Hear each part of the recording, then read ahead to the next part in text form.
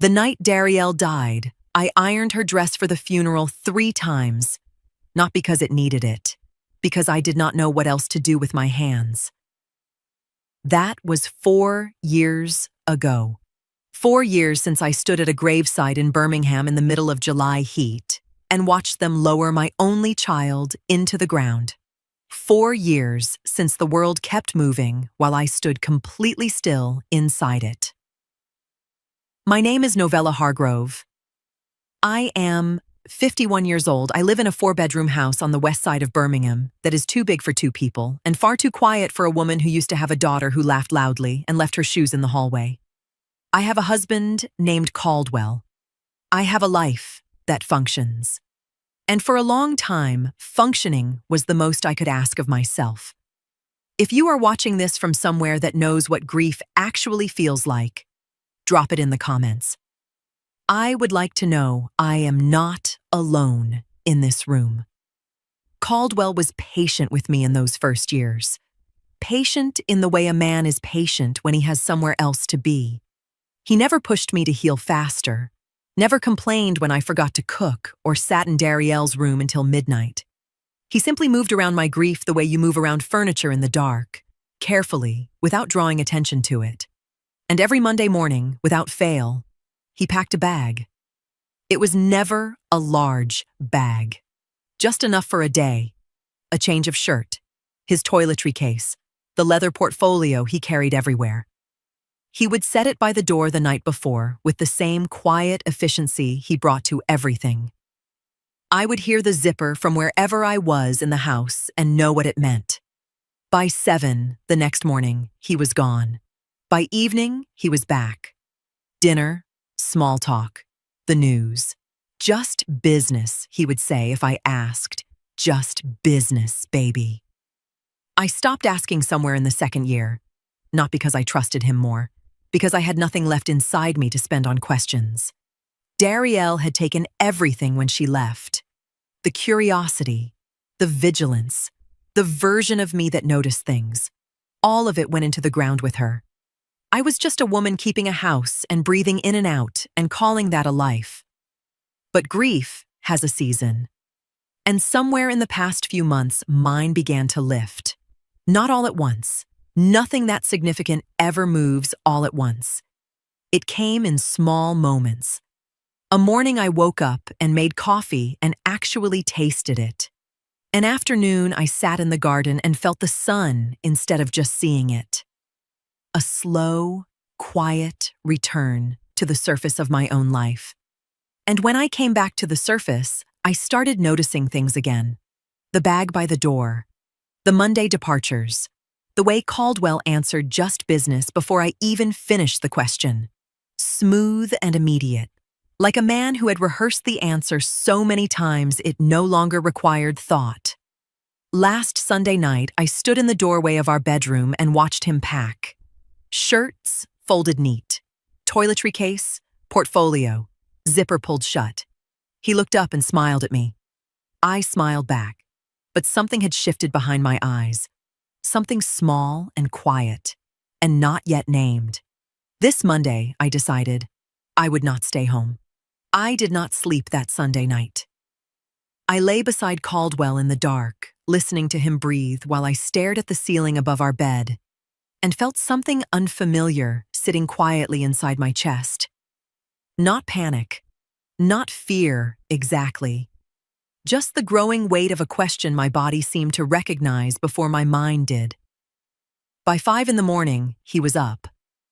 I heard the bathroom light click on, heard the zip of his travel bag, heard the careful silence of a man moving through a house he believed was still asleep. I kept my breathing even. When the front door shut behind him, I counted slowly to 30 before getting out of bed. I had booked my flight the night before using a personal account Caldwell did not know existed. I had opened it years before our marriage simply because I was raised to keep something of my own. Same route he always took. Birmingham to Dallas, early departure. I checked his usual airline schedule a week earlier and booked another carrier, leaving close enough behind his flight not to matter. Same morning, different gate. I dressed in the dark, without turning on the bedroom light, and called a car to the corner instead of the driveway. Small decisions made quietly. The kind you make when you are handling something fragile and do not yet know whether it is dangerous. At the airport, I stayed far enough behind him to disappear into ordinary movement. Caldwell moved through that terminal with the ease of someone following routine rather than traveling for work. That settled wrong inside me immediately. Not nervous, not distracted, comfortable. He stopped at the same coffee stand without looking at the menu. Nodded once at the woman behind the register like she already knew his order. He was not checking meeting confirmations or scrolling through emails. He just moved calmly through the terminal like a man returning somewhere familiar. I boarded after him and sat 3 rows behind across the aisle. He never looked back once. Dallas hit bright and flat and warm. I stayed behind the crowd at baggage claim and watched Caldwell walk directly toward a black sedan waiting near passenger pickup. Not a taxi, not a rideshare. The car was already running before he reached it. The driver stepped out briefly to open the trunk. No directions exchanged. No greeting beyond recognition. Caldwell got inside and the car pulled away almost immediately. I made it to the rental desk 20 minutes later after nearly losing them twice in airport traffic. Once near the north exit when a delivery truck blocked the lane long enough for me to miss a light. Another time, merging onto the highway when 3 black sedans separated us long enough that my stomach started turning cold. I finally spotted the license plate again near the toll road. After that, I stayed farther back. Dallas slowly thinned around us. Office buildings gave way to wider roads. Wider roads gave way to neighborhoods where houses sat hidden behind trees and long private drives. The kind of place built specifically for distance, not from cities, from other people. The sedan eventually turned through a gated entrance.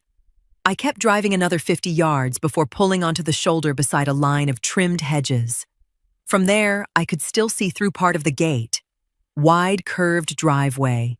Large house, 2 vehicles already parked outside, and a child's bicycle lying sideways near the front steps.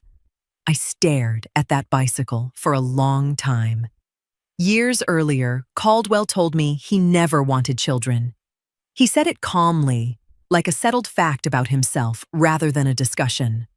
I had Dariel already, and after enough losses and enough grief, I stopped revisiting the subject. But I kept looking at that bicycle. Nothing about that neighborhood looked temporary. Nothing about those parked cars looked like business. Nothing about the way that driver pulled through those gates looked unfamiliar. I switched off the engine and sat there listening to the ticking sound of the cooling motor while something cold and steady slowly unfolded inside me. Then I waited. I waited outside that gate for 1 hour and 19 minutes. I know because I kept staring at the rental car clock, like eventually it might explain what kind of business meeting involved sprinklers, bicycles, and a house sitting that comfortably inside silence. For most of that time, nothing moved. A sprinkler hissed across the lawn and clicked off again. Somewhere down the street, a dog barked twice and stopped. The morning sun shifted slowly across the windshield while I sat there with the engine off, and my sunglasses on, telling myself every few minutes to leave. Then the front door opened. Caldwell stepped out first. No jacket, no briefcase, shirt sleeves rolled once at the forearms, collar open, relaxed in a way I had not seen in years. He was laughing before he fully crossed the doorway. Not polite laughter. Not professional laughter, real laughter. Then she stepped out behind him, and my whole body went cold. I knew her, not immediately.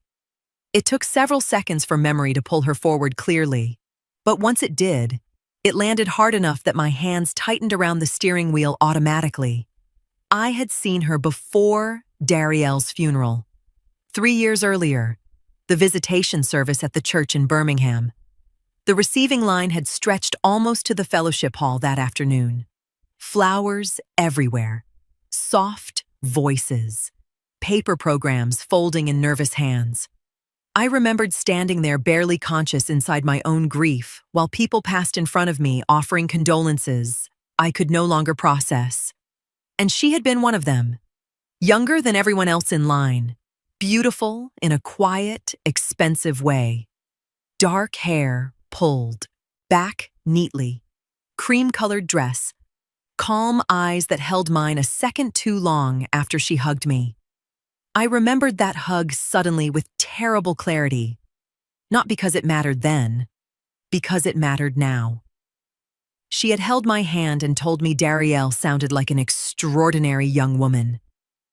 Then she stepped onto that Texas porch and kissed my husband like she had done it 1,000 times before, not carefully, not guiltily, comfortably.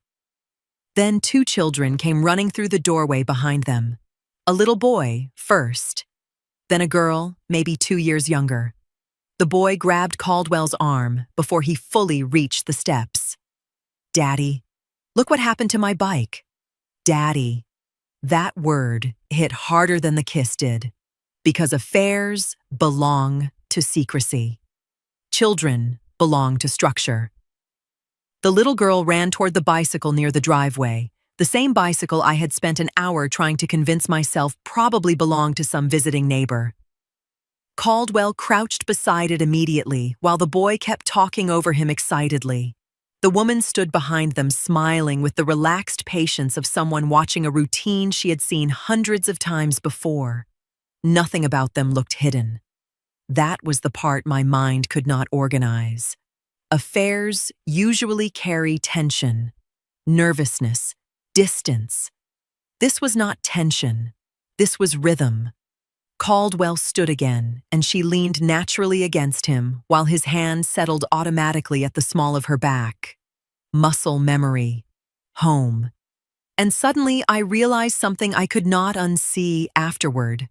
I had never once seen my husband fully relaxed in Birmingham. Not at holidays. Not at dinner parties. Not sitting beside me on our own couch. Even in quiet moments, there had always been a slight restraint in him I mistook for personality, professionalism, reserve, the habits of a private man.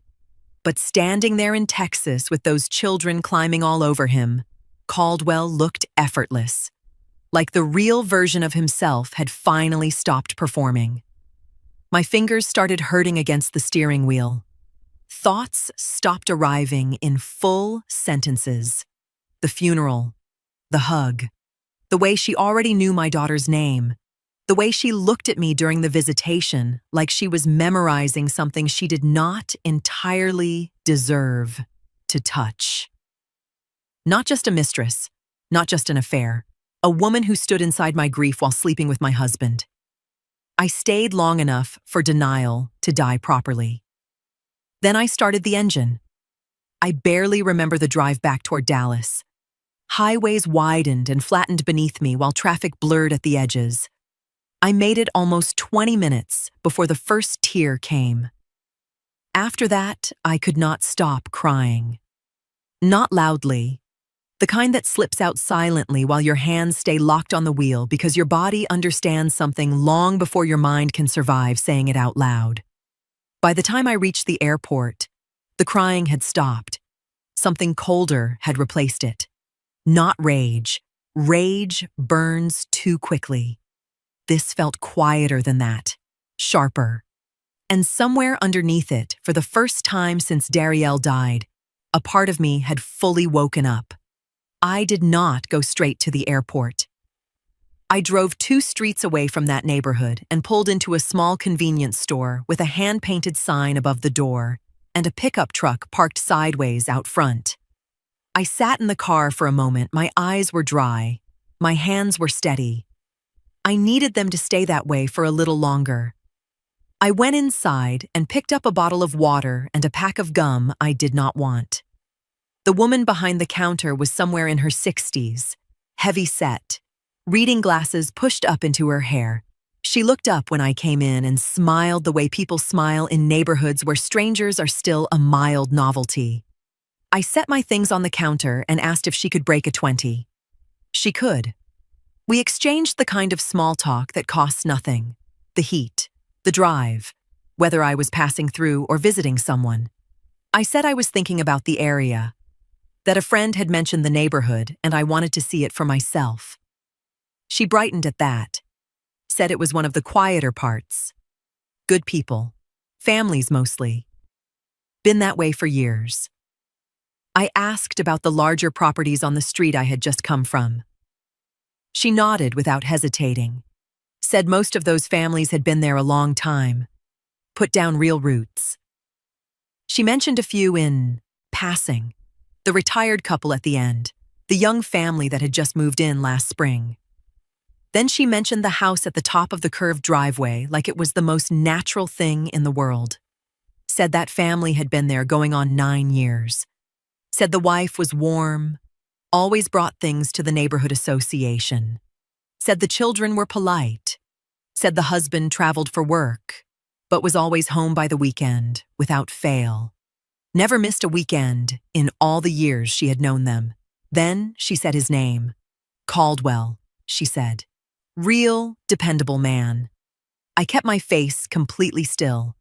I picked up my water and my gum and I said, that sounded like a lovely community. She agreed. I thanked her and walked back to my car. I sat in that parking lot for a long time, 9 years. She had said 9 years.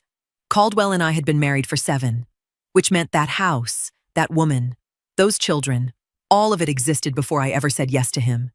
Before I ever stood in a church in Birmingham and believed I was beginning something. He had not built a second life alongside our marriage. He had brought me into a life that was already fully constructed and simply added me to a part of it I was never meant to see. The water bottle sat unopened in my lap. The gum sat in its wrapper. Outside the window, Texas moved around me the way the world does when it has no idea what it just handed you. A woman at a corner store had said his name without blinking, had described his habits, his schedule, his dependability, had spoken about him the way you speak about someone everyone simply knows. Everyone here knew him. Nobody in Birmingham knew this place existed. I started the engine. I had a flight to catch. I had a dinner to cook. I had a husband who would walk through the door in a few hours and say just business went well today and wait for me to say good and turn back to the stove. I intended to be exactly where he expected me. I landed in Birmingham at 4:30. The city looked exactly the same as I had left it that morning. Same sky, same roads, same houses sitting quiet in the late afternoon light. I had been gone less than 12 hours and I had come back a completely different woman. Nothing outside me reflected that. Nothing was supposed to. I stopped at the grocery store on the way home, picked up chicken, rice, the green beans Caldwell liked with butter, and a little garlic. I stood in that produce section and selected each thing carefully. Not because I was hungry, because I needed him to walk into a house that felt exactly like the house he had left. At home, I changed my clothes, put the travel ones straight into the wash, and started cooking. The kitchen filled with the smell of something ordinary and warm. I set the table the way I always set it. 2 plates, 2 glasses, folded napkins, everything in its place. He came through the door at 6:43. I heard his keys, heard him set his bag down in the hallway, heard the particular sound of a man settling back into a space he owned without question. He came into the kitchen and said, "Just business went well today," like he had said it 100 times before. Like the words cost him nothing, like they were simply weather. I said good and turned back to the stove. He sat at the table and talked. I cannot tell you now what he said. Something about traffic, something about a call he had taken on the way home. I made the right sounds at the right intervals and put food on his plate and sat across from him and looked at his face. I had looked at that face for 7 years. I thought I knew every part of it. The way his jaw moved when he was relaxed. The way his eyes went slightly distant when he was performing attentiveness rather than actually listening. I had always noticed that last part and told myself it was just how he was, just his way. I understood now that I had been reading him correctly the whole time. I had simply been too trusting to believe what I was reading. He did not look like a man with anything to hide. That was the most dangerous thing about him. He never had. Whatever Caldwell Voss was underneath the dinner conversation and the just business and the folded napkins, it was buried so deep and maintained so carefully that nothing on the surface ever trembled. I cleared the dishes. I made his coffee. I sat beside him through the evening news and said the appropriate things, and when he reached over and took my hand, I let him hold it. At 11, he fell asleep. I lay beside him in the dark and stared at the ceiling and thought with a clarity I had not felt in years. Not panic, not grief, something colder and more useful than either. I thought about the 9 years, the house, the children, the woman who had shaken my hand and looked me in the eye, the neighbor at the corner store who knew his schedule better than I did. I thought about what I needed before I could move.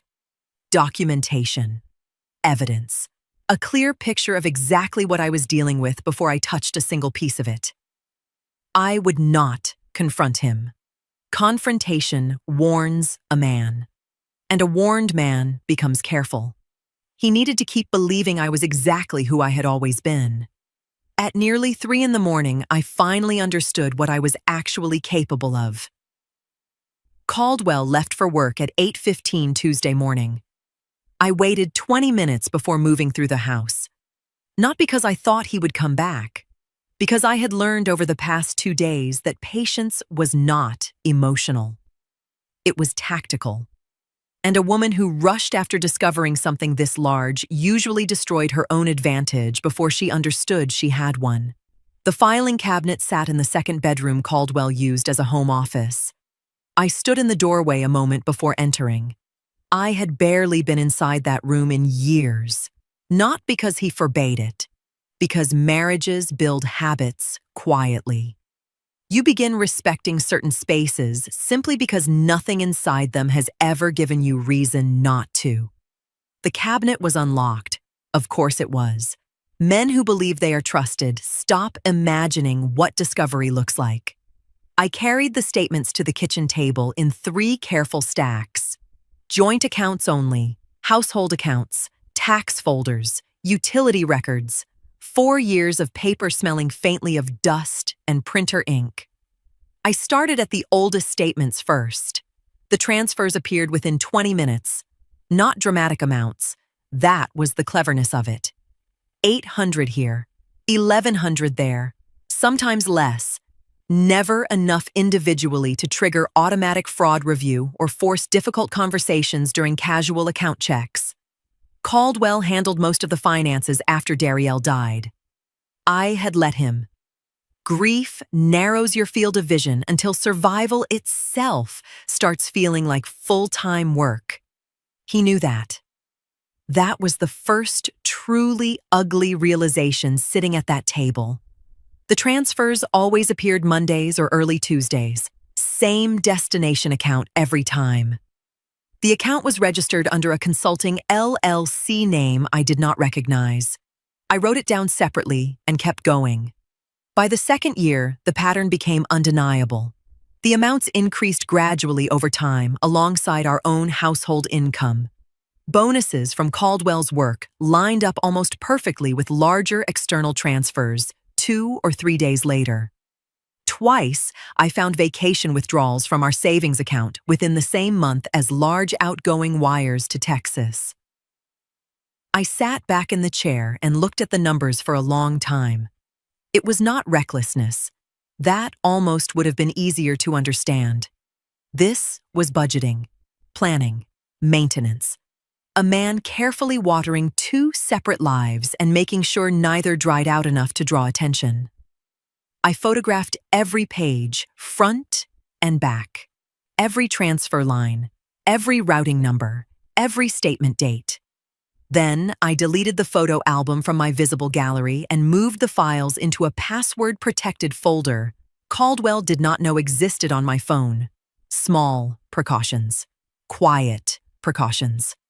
When I finished, I returned every document to the exact place I had found it.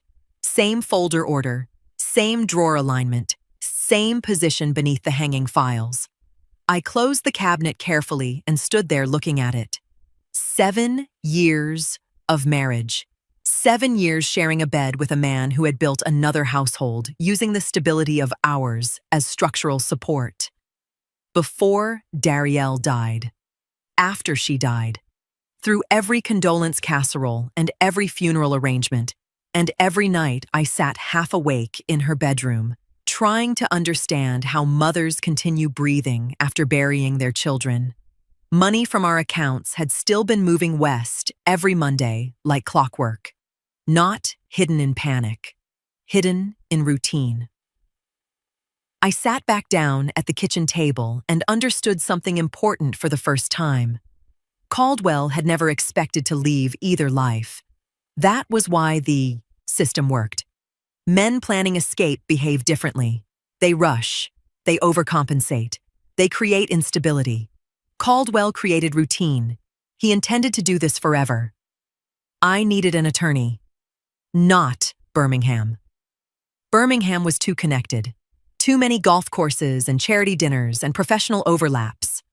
Caldwell knew bankers there. Real estate people, business owners. The kind of city where information moved quietly between men over bourbon before it ever reached a courtroom. I needed distance. Huntsville came to mind immediately. Large enough for privacy, close enough for quiet travel. The next morning, I made his coffee exactly the way I always had. Strong. 2 sugars. Poured before he reached the kitchen so it would cool to the temperature he liked by the time he sat down. He kissed my cheek absent-mindedly while checking his phone. Thank you, baby. Same voice, same face, same ordinary Tuesday. I wiped down the counter slowly and kept my back turned long enough to settle my expression into something safe. Nothing showed. And that frightened me almost as much as the bank statements had. Claudette Hines kept her office on the 4th floor of a building in Huntsville that smelled faintly of printer toner, old carpet, and overworked air conditioning. No receptionist. No decorative law books arranged for appearance. Just a woman who opened her own office door, shook my hand once with a dry, firm grip, and motioned me inside without pretending any of this would become comfortable. I liked her immediately. I showed her the photographs of the bank statements first, then the flight confirmations, then the Texas property address I had copied from the mailbox outside the gate.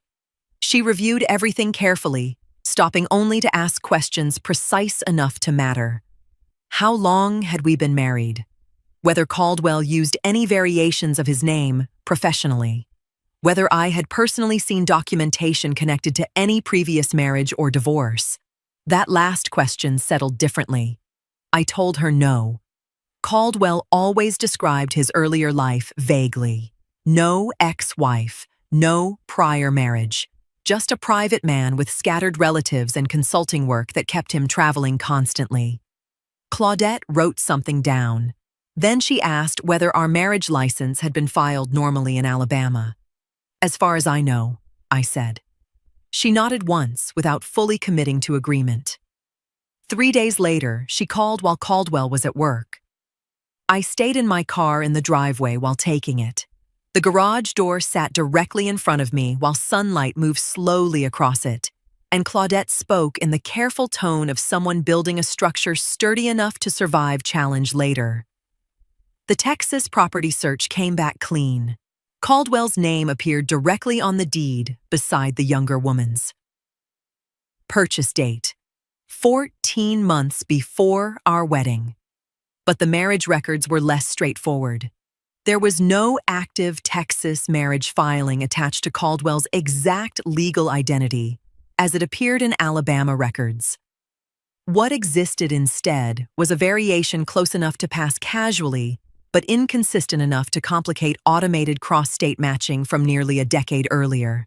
One missing middle name, a shortened signature style, an outdated prior address attached to supporting records. Small discrepancies. The kind clerks rarely investigate unless something forces attention toward them. Claudette explained that years ago, especially across different counties and state systems, records were not always integrated as cleanly as people assumed. Men who traveled constantly for work sometimes relied on fragmented databases, inconsistent filings, and ordinary human trust to keep separate parts of their lives from overlapping visibly. "It's less sophisticated than people imagine," she said. "Most long-term deception survives because nobody has reason to compare the paperwork side by side." My stomach turned colder listening to her. She explained that whether the situation legally qualified as criminal bigamy would depend on how the relationships had been formally represented and documented across both states. Prosecutors liked certainty. Courts liked paper trails. What she could already say confidently was simpler and uglier. Caldwell had built 2 domestic lives using overlapping financial identities and concealed representations. Whatever exact criminal category the state eventually attached to it, the deception itself was deliberate.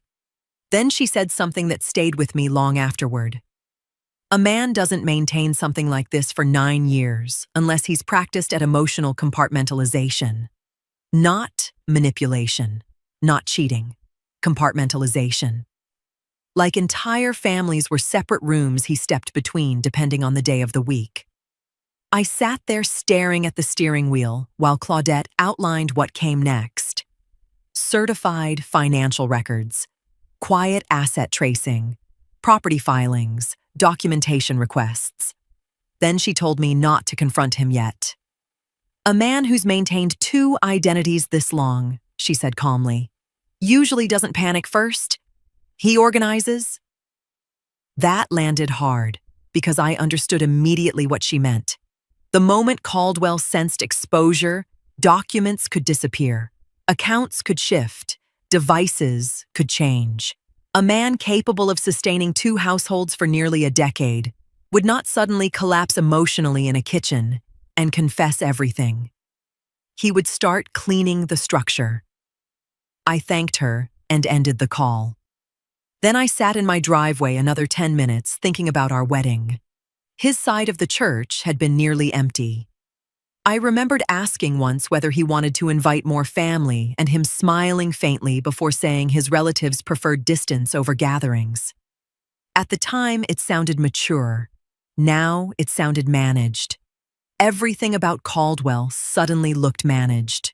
The travel, the restraint, the careful calm.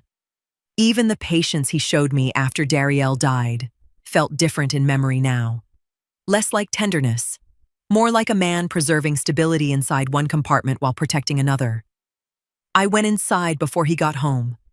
Washed rice, seasoned chicken, set the table for 2.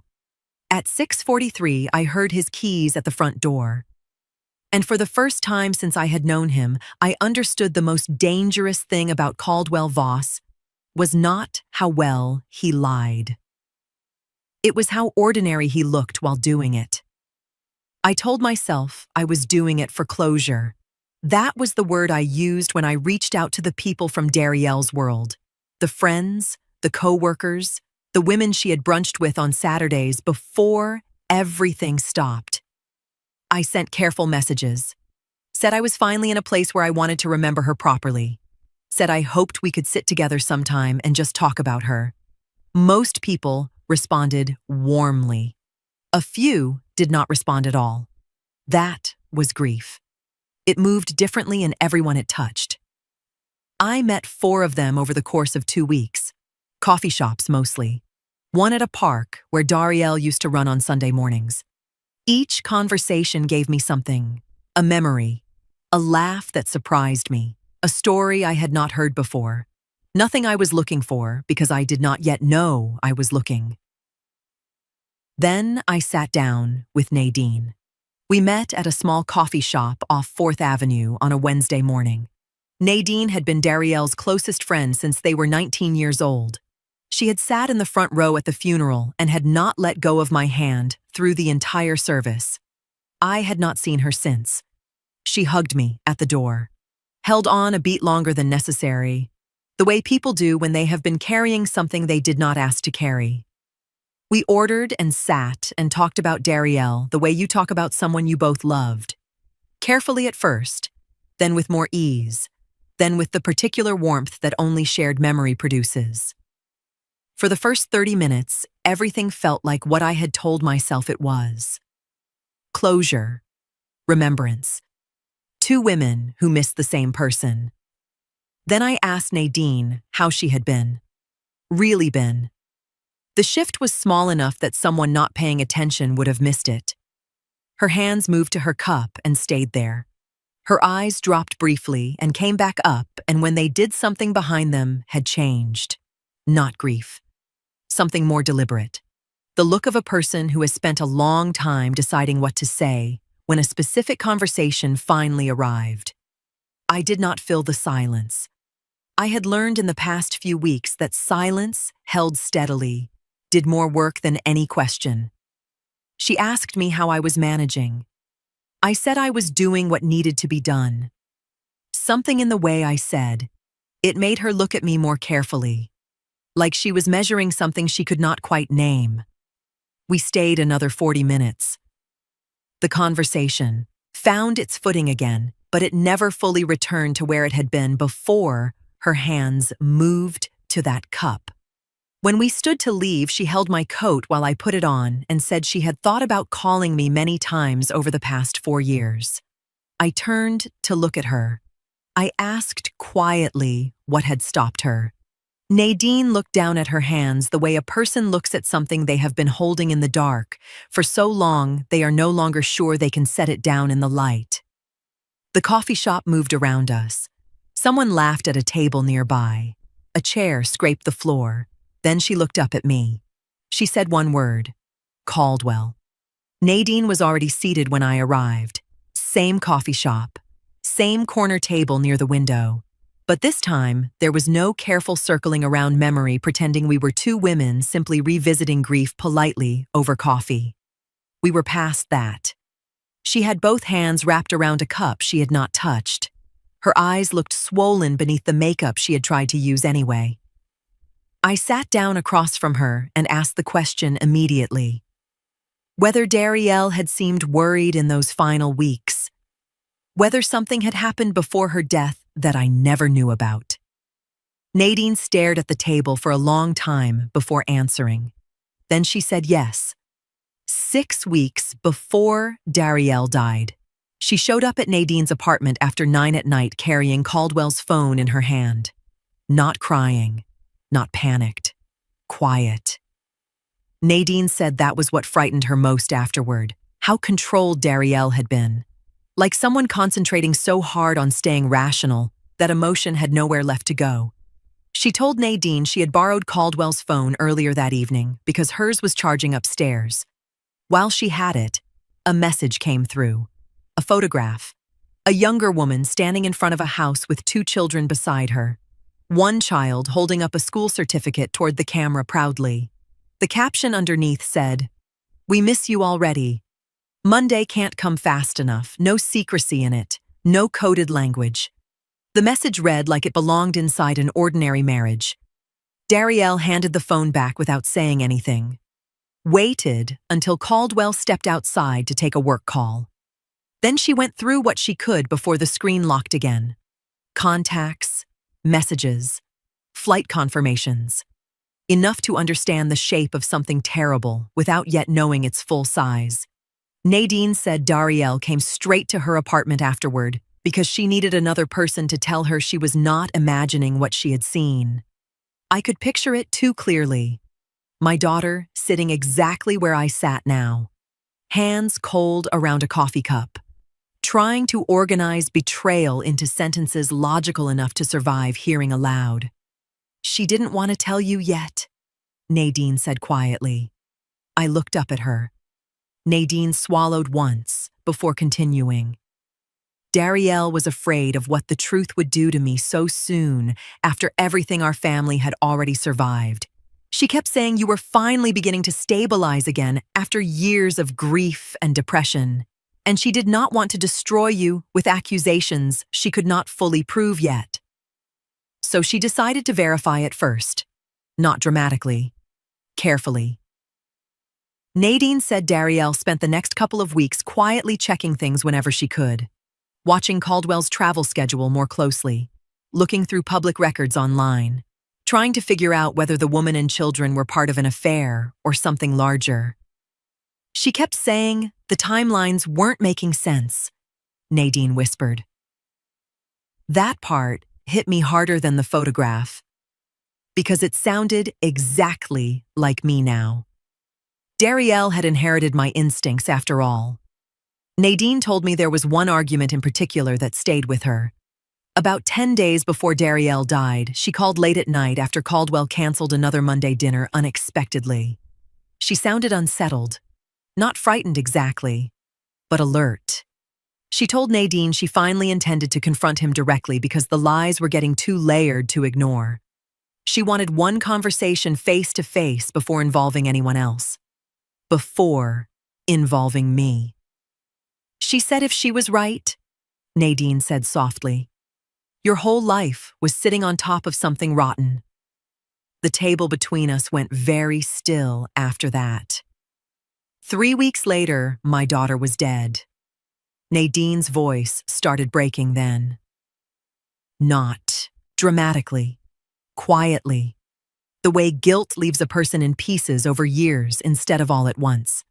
She admitted she deleted the message threads after the funeral, told herself she was trying to escape the grief attached to them. But afterward, she moved apartments, changed routines, and never reached out to me again because somewhere underneath all her explanations was one truth she had never stopped carrying. She was afraid of what Caldwell might have known, afraid of becoming part of whatever Darielle had stepped into. I reached across the table and covered her hand with mine before she could apologize again. Fear makes decent people smaller sometimes. That did not make them evil. But sitting there listening to her, feeling the 6 weeks settle fully into place beside everything else I had uncovered, one thing became painfully clear to me. My daughter had not died carrying confusion.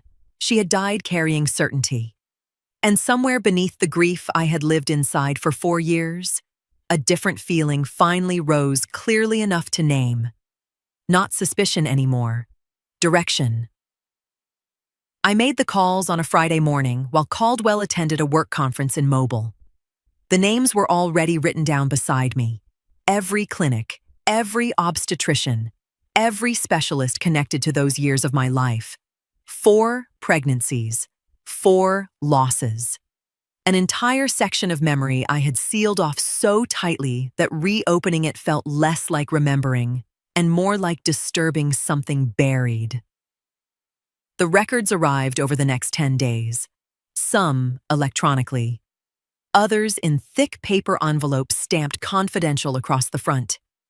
I stacked everything on the kitchen table beside my coffee and reviewed the files one appointment at a time the same way I had reviewed the bank statements. Slowly, carefully, without letting emotion outrun evidence. At first, all I found was grief translated into medical language, fetal distress, inflammatory complications, maternal exhaustion, nutritional deficiencies, second trimester loss without definitive cause. The same cautious phrases repeated across years, by different physicians trying to document outcomes. Medicine itself does not always fully explain. That part mattered to me, because before I questioned anyone else's honesty, I needed to remain honest with myself. Pregnancy loss happens. Repeated pregnancy loss happens. Doctors sometimes never find a complete answer, even after extensive testing. I knew that. I respected that. But by the 3rd file, something began pressing at me anyway. Not certainty, Consistency.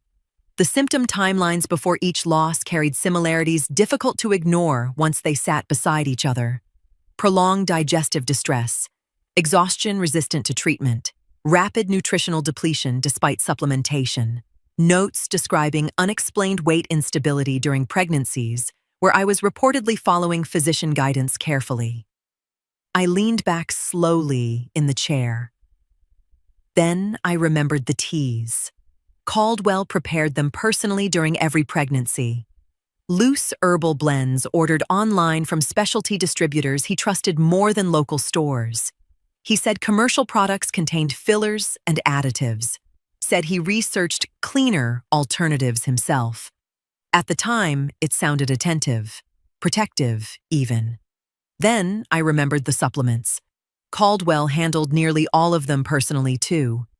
Whenever a physician recommended a prenatal brand, he often replaced it afterward with something he claimed was higher quality or more natural.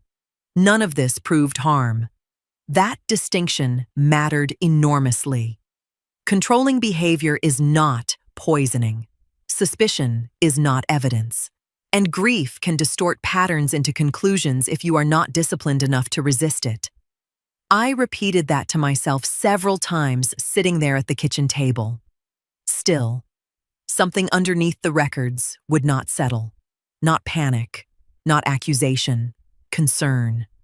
Enough concern that I scheduled a private consultation with a physician outside Birmingham and paid cash instead of using insurance.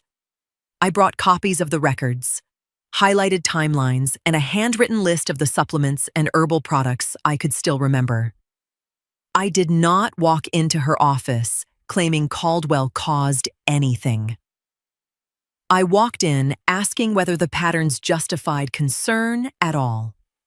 That difference mattered too. The physician spent nearly 40 minutes reviewing everything before speaking. She explained immediately that recurrent second trimester loss can occur for many legitimate medical reasons, and that retrospective analysis years later is medically limited without preserved samples, contemporaneous laboratory testing, or documented toxic exposure during the pregnancies themselves.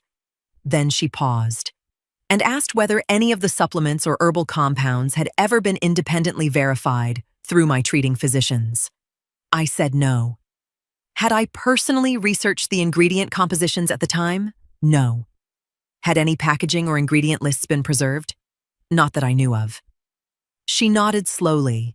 Then she chose her next words carefully enough that I still remember them exactly. Unregulated supplements and concentrated herbal compounds can sometimes complicate pregnancies in ways patients don't fully recognize while events are unfolding. Not murder. Not poisoning. Complicate. That word stayed with me. Before I left, she referred me to a toxicologist who occasionally handled retrospective exposure consultations, connected mostly to industrial or environmental investigations.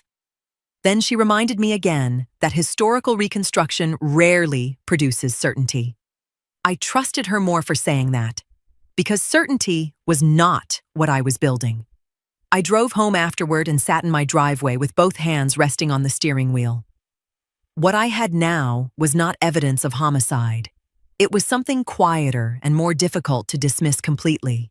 A documented history of control.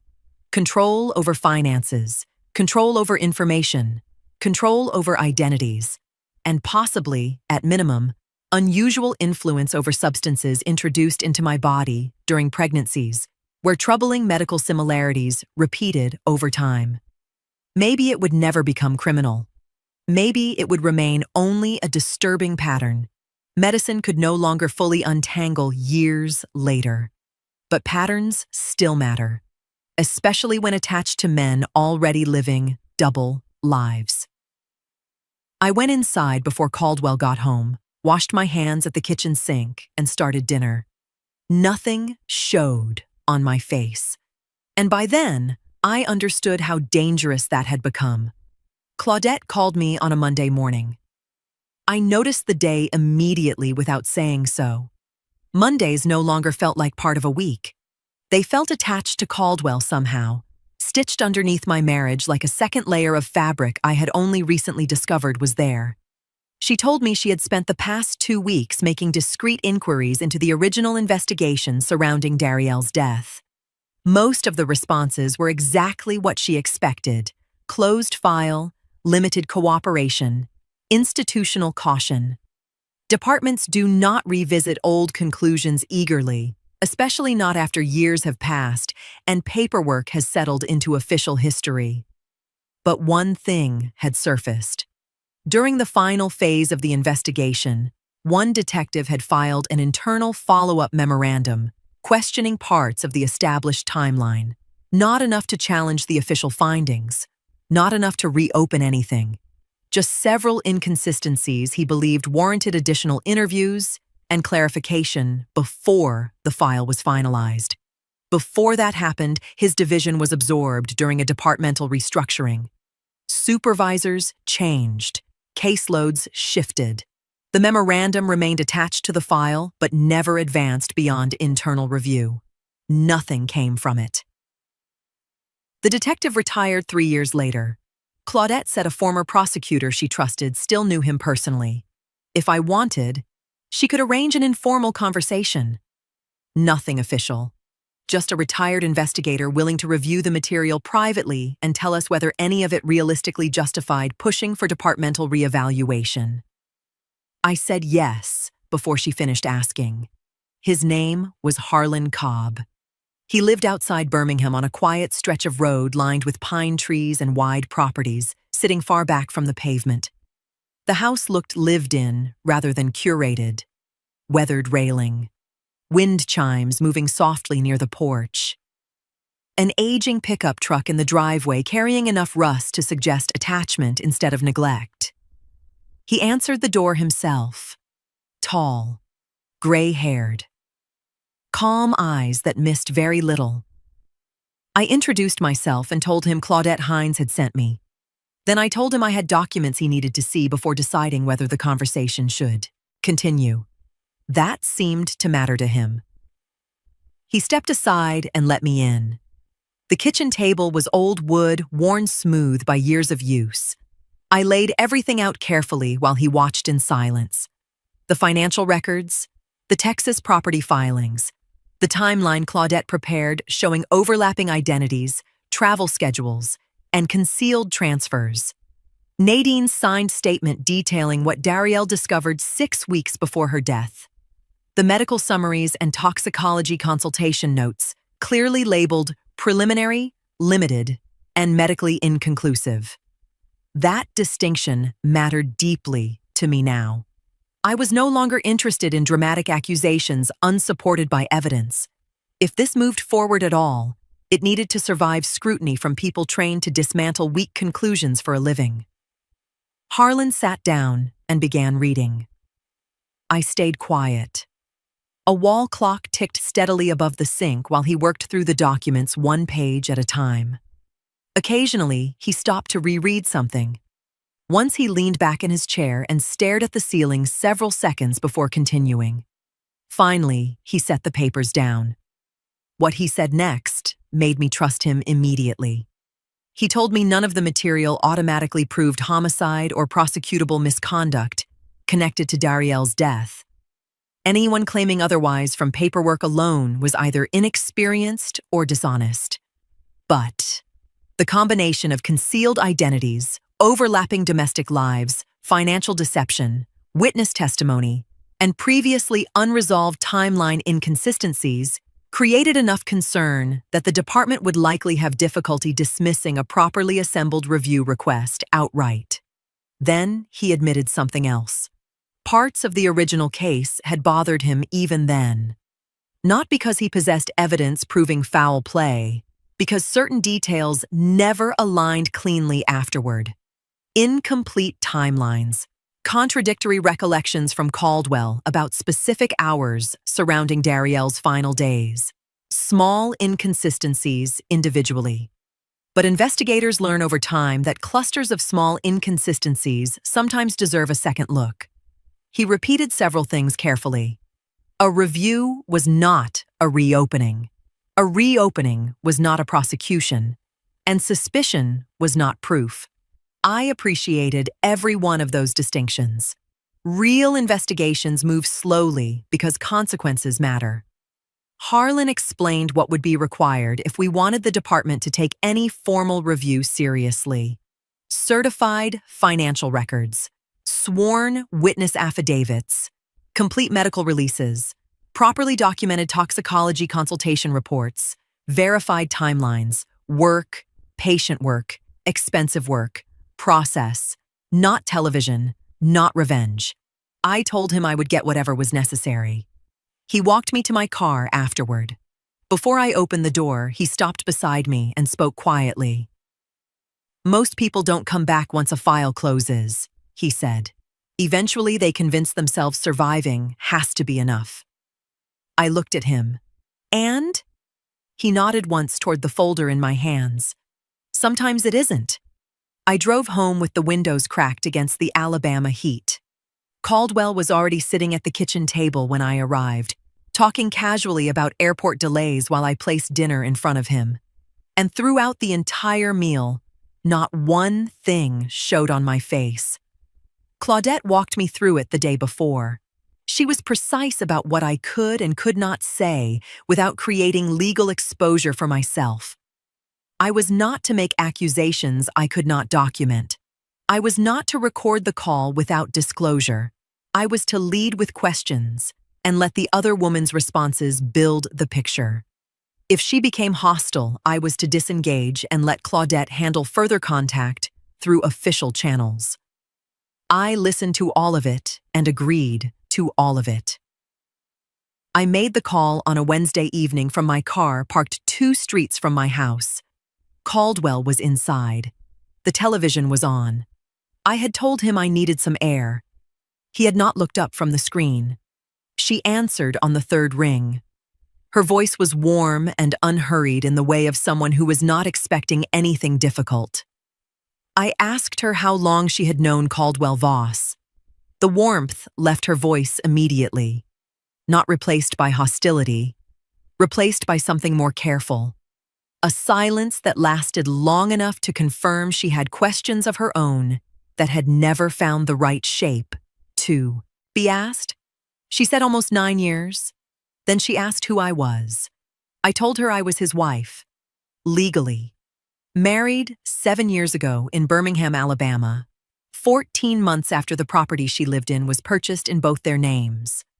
The silence this time was different, longer, the kind of silence that happens when a person's mind is moving faster than their ability to respond to what it is finding. Then she said, Caldwell had told her his wife passed away, that he was a widower, that he had spent years alone before he found her. She said it slowly, the way you repeat something back when you are hearing for the first time how completely you were deceived. I told her I was very much alive. I heard her exhale, one long, slow breath that carried something I recognized. Not because I had made that sound myself, but because I had sat across from Nadine and heard 4 years of silence finally release itself into the air between us. I told her about the Monday trips, the bank transfers moving from our joint account to an external account every week without fail, the property deed and what it showed about timing, the formal review that was now active and what it concerned. I kept my voice level and my language plain. I gave her facts in the order they were most useful, and I did not editorialize. She did not deny any of it. She did not defend him. She asked 2 questions, whether her children were at legal risk and whether she had any standing given that the marriage was not legal. I told her those were exactly the questions Claudette Hines was prepared to answer, and that I would have her call her directly. By the end of the call, we had not become friends. That was not what either of us needed. What we had become was something more durable than that.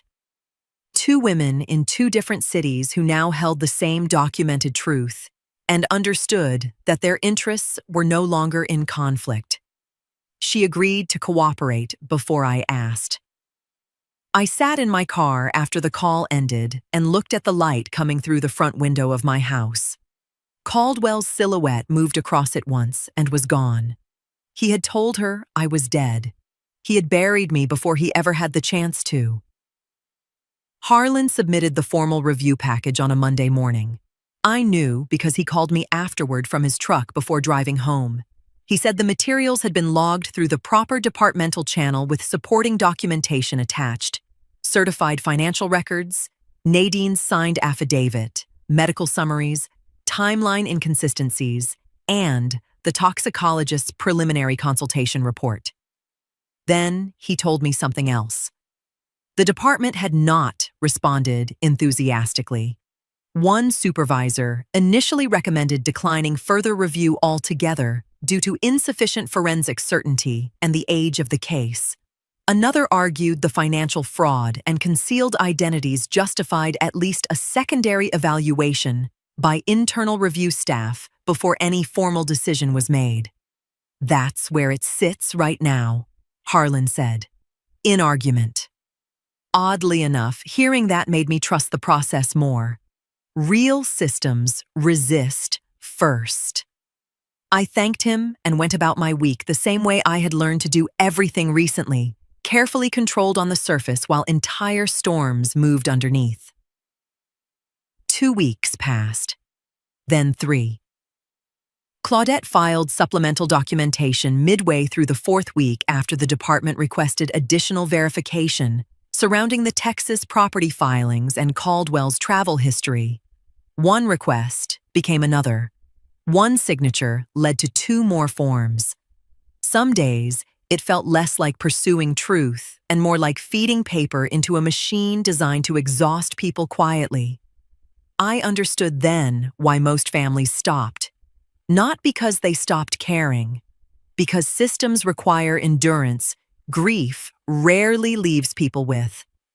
The call finally came on a Tuesday afternoon during the 6th week. I was sitting across from Claudette reviewing updated financial tracing reports when her desk phone rang. She listened for less than 30 seconds before looking at me once and extending the receiver across the desk. The woman on the line introduced herself by name and department title. Her voice carried the particular caution professionals use when every word may later become part of a record. She informed me that following secondary review of the submitted materials, Darielle's case had been formally reassigned for investigative reevaluation under suspicious circumstances, classification pending further inquiry. Not reopened. Re-evaluated. That distinction mattered legally. An investigator from the department's cold case and case integrity division would be contacting me within the next several days to arrange interviews and collect additional documentation. She explained no conclusions had been reached regarding criminal liability and cautioned that re-evaluation did not guarantee prosecution. I thanked her anyway. Then I handed the phone back to Claudette.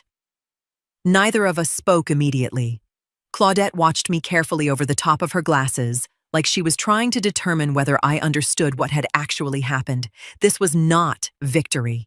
It was permission. Permission for questions to exist officially again. Nothing more, nothing less. I asked her quietly what came next. She began listing practical steps immediately. Preserve every document copy. Avoid discussing the investigation publicly. Expect Caldwell's attorneys to become more aggressive once they learned review status had changed. Prepare for subpoenas, interviews, and attempts to undermine witness credibility. Process again. Always process. I wrote everything down carefully in a small notebook and thanked her for her time before leaving the office. Outside, the afternoon heat sat heavy across the parking lot.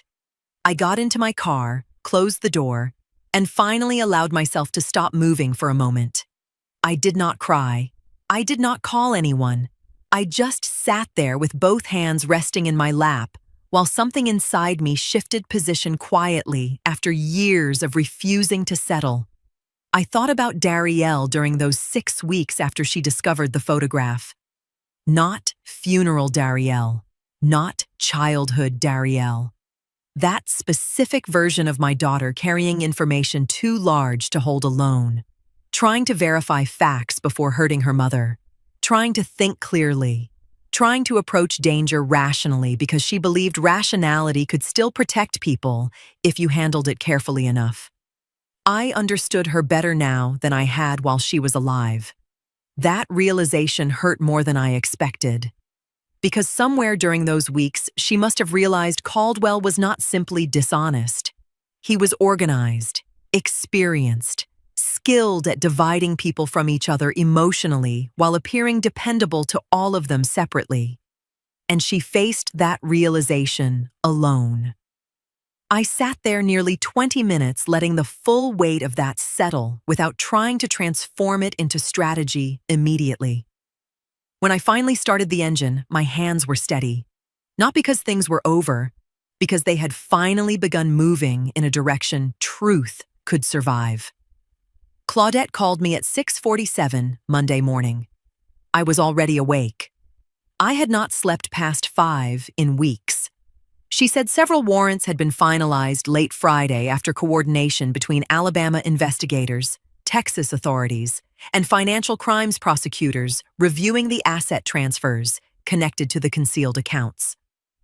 She said law enforcement intended to intercept Caldwell before departure, and that I needed to stay home and stay off my phone except for her calls. Her voice carried the calm finality of someone describing machinery already in motion. I said I understood. Then she hung up.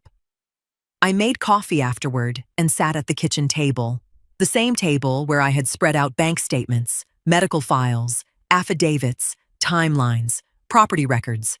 The same table where my marriage had slowly rearranged itself into evidence 1 page at a time. I sat there with my coffee and waited. At 7:15, Caldwell walked out the front door carrying the same leather portfolio and overnight bag he carried every Monday. Same posture, same calm, same unhurried certainty of a man who believed this morning belonged to routine. I watched him through the kitchen window. He never looked back at the house before getting into the car. He never did. I learned what happened at the airport through Claudette first, then the local news later that morning. Law enforcement intercepted him near the terminal entrance before security screening. Financial fraud warrants tied to concealed interstate transfers, falsified filings, and overlapping domestic representations had already been processed through the court by then. The investigators moved quietly enough that most travelers nearby reportedly barely noticed anything unusual until afterward. The phrase used repeatedly in early reporting was, "taken into custody without incident." Without incident. Meaning Caldwell stayed composed. Meaning he understood immediately this was procedural, not emotional. By midday, the fuller reporting started appearing. The financial investigation came first because the documentation was cleanest there. Concealed transfers from marital accounts, overlapping property structures, inconsistent identity filings, attached to 2 domestic lives operating across state lines for nearly a decade. The bigamy-related allegations were included within the broader filing structure, not standing alone. Claudette explained later that prosecutors preferred building outward from provable financial documentation whenever possible, rather than leading with the most dramatic charge available. Paper survives better in court than outrage does. His attorney arrived shortly after booking. That detail settled heavily inside me. A man blindsided by exposure scrambles. Caldwell did not scramble. He requested counsel immediately and said almost nothing afterward, according to the reporting. That composure told me more about him than the handcuffs did. Somewhere underneath all those years of routine and compartmentalization, he had always known this day remained possible enough to prepare for. Even now, he was managing the situation. The suspicious death investigation remained separate. No charges announced, no public conclusions offered. The department confirmed only that Dariel's case remained under active investigative reevaluation and declined further comment pending forensic and prosecutorial review. That restraint mattered to me. Real investigations move slowly because consequences matter. Not everything becomes a television confession inside 48 hours. Some truths arrive through paperwork, expert review, contradictory timelines, subpoenas, and patient accumulation. Proof moves slower than suspicion. I watched the noon coverage sitting alone in my living room while a local anchor said Caldwell's name aloud like it belonged to a stranger. His booking photograph appeared briefly across the television screen. I waited for some dramatic emotional release to arrive. It didn't. What came instead was quieter than that, heavier. Something that settled slowly into my chest the way a full breath settles after years of breathing shallowly without realizing it. For 4 years, he packed that bag every Sunday night. For 4 years, he said just business every Monday morning, with the ease of something practiced into muscle memory. For 4 years, he walked through that airport relaxed and certain and untouched. Until one Monday morning, the business waiting for him finally carried badges. Caldwell accepted the plea agreement 8 months after his arrest. By then, the version of him I had married no longer existed publicly. The careful consultant who traveled every Monday, the composed husband who folded napkins and carried leather portfolios and said just business with the ease of breathing. That man had disappeared beneath court filings, financial records, property documents, and timelines, lawyers arranged into neat chronological binders for strangers to examine. The plea covered the financial fraud, the falsified filings connected to our marriage records, and the concealed transfer of marital assets across state lines. Claudette explained every page of it to me beforehand, sitting across from her office desk with her reading glasses low on her nose and a yellow marker uncapped beside her hand. The state wanted certainty more than spectacle. A negotiated conviction gave them that. The suspicious death investigation moved separately and slower, much slower. That part never became the clean courtroom ending people imagine when they watch trials on television. The toxicologist's review established patterns serious enough to support continued investigation, but not definitive enough to prove intentional poisoning beyond reasonable doubt years later. The supplements Caldwell controlled during my pregnancies became part of the formal record. So did the repeated medical similarities across the losses. So did the 6-week timeline between Betrayal discovering the second life and her death. But suspicion and proof are not twins. Claudette made sure I understood that from the beginning. In the end, the department formally amended portions of the original findings surrounding Betrayal's death and acknowledged investigative deficiencies in the first case review. Civil exposure followed. Administrative reviews followed. Questions followed. Some of those questions are still moving through legal channels now. Not every truth arrives in court wearing handcuffs. I had to learn that. What did become undeniable was the financial architecture underneath everything. The movement of marital funds, the concealed accounts, the overlapping identities, the property structure in Texas. Once investigators started pulling on those threads, the rest of the fabric loosened with it. The estate proceedings took over a year. Long meetings, certified records, forensic accountants, boxes of documents that smelled like dust and copier ink. Claudette fought through every delay Caldwell's attorneys attempted to build. Not dramatically, methodically. The way water wears through stone if you leave it long enough. In the end, most of the diverted assets were recovered or frozen. Tamara filed her own civil claims separately. We spoke twice during that entire process. 2 women connected permanently by a man neither of us had fully known. She sounded older the second time we spoke. I imagine I did too. My life now is quieter than it has ever been. Not empty. Quiet. There is a difference. For a long time after Betrayal died, silence felt hostile to me, like something waiting in the next room. Now it feels honest. Mornings belong to themselves again. I drink coffee in the garden sometimes and let entire hours pass without needing to fill them.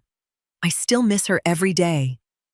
That part never transformed into something smaller or easier, the way people promise grieving mothers it eventually will.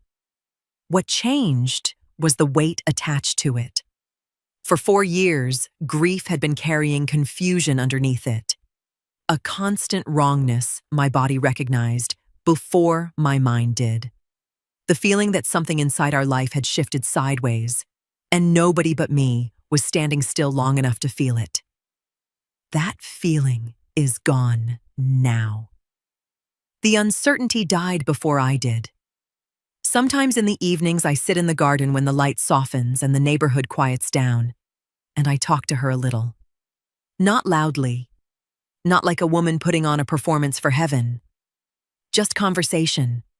The kind mothers continue having long after nobody else can hear the answers. I told her I followed him to Texas. I told her I sat in that rental car with both hands gripping the steering wheel while her father's real life walked across somebody else's front lawn. I told her I understood now why she went quiet in those final weeks, why she looked tired in ways I did not fully see at the time. And I told her something else, too, that the worst thing Caldwell ever did was not the lying. It was making decent people question their own instincts for years afterward. The garden was still around me by then. Soft wind through the trees, distant traffic somewhere beyond the neighborhood. I looked down at my coffee and smiled once. "Just business," I said softly. "Look how that turned out."